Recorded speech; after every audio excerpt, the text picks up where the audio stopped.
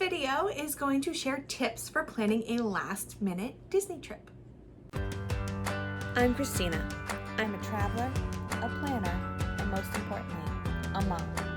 I'm sharing my best tips to make traveling as a family a little less stressful.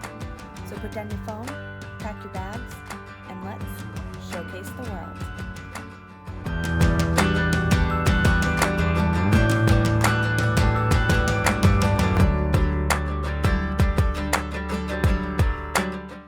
So much uncertainty right now, and you're not really sure. You wanted to go to Disney World next year, but you don't know what it's going to be like with coronavirus, so you're a little nervous about booking. Well, first thing I want to tell you is that it's a $200 deposit, and right now Disney is letting that deposit be refundable up until 24 hours before check-in.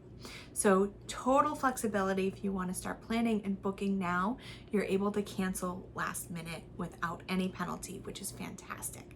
So there's not a ton of risk in planning your vacation up front, but if you're still not comfortable and you want to plan a last minute trip, here are some tips. So the first thing is decide on the purpose of a trip. You're not going to have a once in a lifetime trip.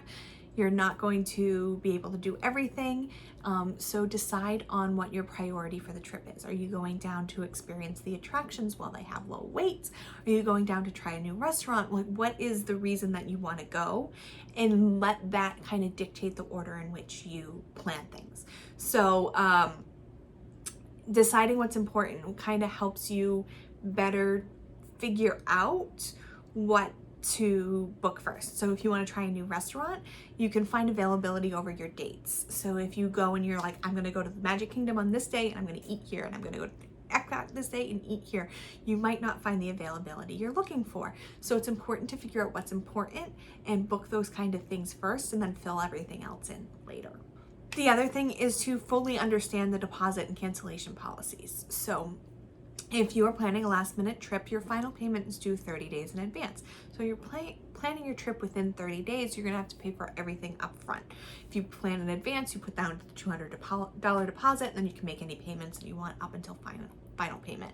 So it's important to understand the payment structure. It's also important to understand cancellation policies. I did explain Disney's, but I don't know how you're getting to Disney. Maybe you're driving, maybe you're flying. You have to understand the airline's cancellation policies as well, so that you you don't lose everything if something changes, or usually if you're booking really close, then there's not any cancellation or changes allowed. So just knowing those things is important when you're making a last minute trip. The other one is to book your dining reservations. So the reason I put this one on here is because I wanted to let you know that if you can't get Ohana because you didn't book early enough in advance, that doesn't mean you're not going to have a great time. So book dining reservations that you may not have thought of, that you may not have experienced before. So you can't get Ohana, try the Kona Cafe. You can't get Cinderella's Royal Table, try Be Our Guest. So, and there's different things that are more available than others. So trying something new is always great for a last minute trip. I will put a link to a video I did on alternatives to popular dining. I personally think that some of those alternative restaurants are better than the more popular ones. So definitely check that video out. Click the bell here, subscribe so that you get more videos like this if you're getting some good tips out of this. The next thing is to be persistent. If you don't get the fast pass you want or the dining reservation that you want, keep checking back. So the thing with dining reservations is Disney charges a $10 per person no-show fee. So if you cancel your reservation within 24 hours or you don't show up, they're going to charge your card. Why that's great for a last minute trip is that a lot of people cancel their dining reservations 24 hours in advance. So if you're down there and you weren't able to get the restaurant that you want for the next day, keep checking back the day before. Things typically open up. You will even open up before then a lot of times. So just keep checking daily and you might be able to get what you weren't able to get before. A great thing about using a travel agent is they'll check those things for you. I check every day for dining reservations for my travelers, so it's one less thing you have to worry about. I send you an email like, hey, great, I got it. Let's what's the next thing? What's the next thing you really want? Let me get that for you. So there's a benefit to using a travel agent, even if you are planning a last minute trip. Get to the park before it opens. This is my number one Disney tip, no matter when you're going, but it's even more important when you're going on a last minute trip. If you are not able to get those popular fast passes because you planned last minute, getting there before the park opens, you can rope drop those attractions and still experience them with a little bit of a wait. It's more important to get there early when you don't have those fast passes and you're able to get ahead of everybody and enjoy your day. So always get there early. Even if you did plan in advance, you're able to get more done. Go take a nap if you're not an early riser. Just a lot more enjoyable experience. That's my number one Disney tip, period. But my number one tip for planning a last minute trip is to be flexible.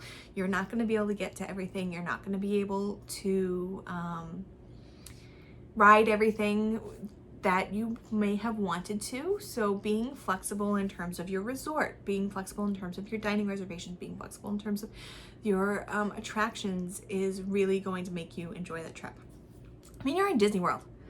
You're not going to not enjoy it, right? So just take it as an opportunity that you're going on this really fun last minute trip. You're going to have a great time, even if you don't get to do everything that you wanted to do. So there's so much to do there that if you're not able to experience some of the popular things, maybe you do something you've never done before. Maybe you do a backstage tour.